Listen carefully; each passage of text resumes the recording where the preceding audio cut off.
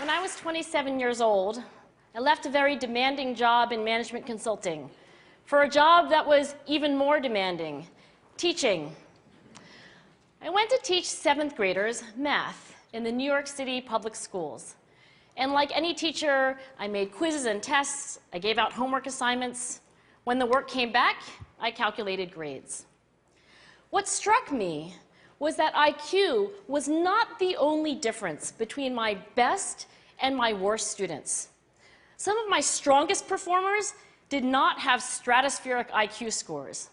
Some of my smartest kids weren't doing so well. And that got me thinking. The kinds of things you need to learn in 7th grade math, sure, they're hard. Ratios, decimals, the area of a parallelogram. But these concepts are not impossible. And I was firmly convinced that every one of my students could learn the material if they worked hard and long enough. After several more years of teaching, I came to the conclusion that what we need in education is a much better understanding of students and learning from a motivational perspective, from a psychological perspective. In education, the one thing we know how to measure best is IQ. But what if doing well in school and in life depends on much more than your ability to learn quickly and easily? So I left the classroom and I went to graduate school to become a psychologist. I started studying kids and adults in all kinds of super challenging settings. And in every study, my question was, who is successful here and why? My research team and I went to West Point Military Academy. We tried to predict which cadets would stay in military training and which would drop out.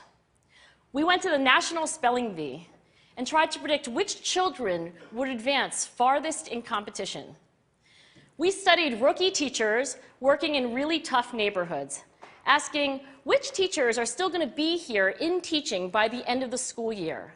And of those, who will be the most effective at improving learning outcomes for their students? We partnered with private companies asking which of these salespeople is going to keep their jobs and who's going to earn the most money. In all those very different contexts, one characteristic emerged as a significant predictor of success. And it wasn't social intelligence, it wasn't good looks, physical health, and it wasn't IQ. It was grit. Grit is passion and perseverance for very long-term goals. Grit is having stamina. Grit is sticking with your future, day in, day out, not just for the week, not just for the month, but for years, and working really hard to make that future a reality. Grit is living life like it's a marathon, not a sprint. A few years ago, I started studying grit in the Chicago public schools. I asked thousands of high school juniors to take grit questionnaires, and then waited around more than a year to see who would graduate. Turns out that grittier kids were significantly more likely to graduate, even when I matched them on every characteristic I could measure, things like family income, standardized achievement test scores, even how safe kids felt when they were at school. So it's not just at West Point or the National Spelling Bee that grit matters, it's also in school, especially for kids at risk for dropping out. To me, the most shocking thing about grit is how little we know, how little science knows about building it. Every day, parents and teachers ask me, how do I build grit in kids? What do I do to teach kids a solid work ethic? How do I keep them motivated for the long run? The honest answer is, I don't know. What I do know is that talent doesn't make you gritty. Our data show very clearly that there are many talented individuals who simply do not follow through on their commitments. In fact, in our data, grit is usually unrelated or even inversely related to measures of talent. So far, the best idea I've heard about building grit in kids is something called growth mindset.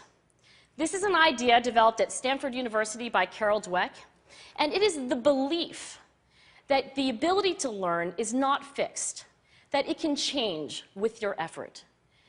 Dr. Dweck has shown that when kids read and learn about the brain and how it changes and grows in response to challenge, they're much more likely to persevere when they fail because they don't believe that failure is a permanent condition. So growth mindset is a great idea for building grit, but we need more. And that's where I'm going to end my remarks, because that's where we are. That's the work that stands before us. We need to take our best ideas, our strongest intuitions, and we need to test them. We need to measure whether we've been successful, and we have to be willing to fail, to be wrong, to start over again with lessons learned. In other words, we need to be gritty about getting our kids grittier. Thank you.